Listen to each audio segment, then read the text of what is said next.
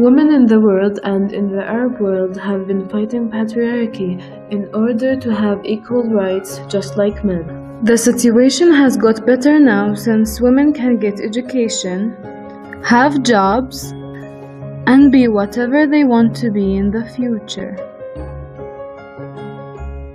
Without the Arab feminist movement struggles, women wouldn't have been able to do such things. One of the greatest women who has influenced other women and fought in the battle against patriarchy is the Egyptian Huda Sharaawi. Huda Sharaawi was born in 1879 into a wealthy family in Minya. Her father was Muhammad Sultan, the first Egyptian president for the Representative Council. Sha'rawi spent her childhood and her early adulthood in an Egyptian upper-class harem. The word harem refers to the rooms or buildings in which women stayed all their lives separated from men. At that time in Egypt, women, rich or poor, had to go outside veiled and covered from head to toe. Veiling and the harem system were cultural traditions, and they were followed by Jewish and Christian women in Egypt as well as Muslims. At the age of 13, she got married to her cousin Ali Basha Sha'rawi, but she separated from him 2 years later after giving birth to a baby boy. After 7 years, she decided to go back to him.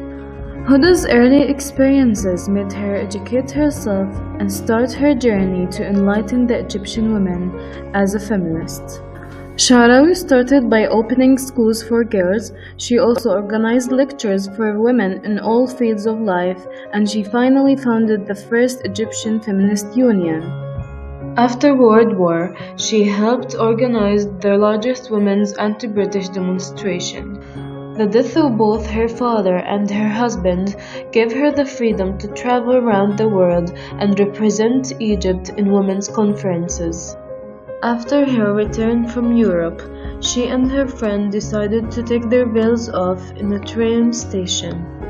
Other women joined them. Through her life, Sha'rawi wrote many books that were studied and translated by many feminists around the world. One of them is Casting of the Veil, and the other is a memoir called Harem Years.